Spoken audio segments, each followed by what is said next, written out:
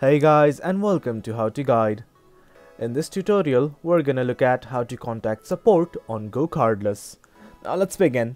On any browser of your choice, simply go to GoCardless.com and hit on enter right now. Now what I want to do is simply log into my account. The login button's right here, simply click on it. Now this is the home page or the dashboard. Now let's try to contact support.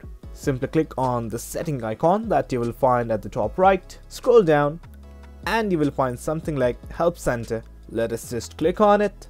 A new tab will open. You can search for any problem you are facing right here, or else at the bottom of the screen you will find this message like icon. Simply click on it and you can chat with this as well to give your issues. Let's just say login issue, payment timings, everything. Now I'm gonna scroll down further. Now if you want to contact support right now, simply click on this contact button. Now in this new page, it will log a ticket to your registered email address. Just select the category, what the problem is about, the subject, description. If possible, you can add files or photos, attachments, but it is optional. And if everything is okay, simply click on submit and there you have it.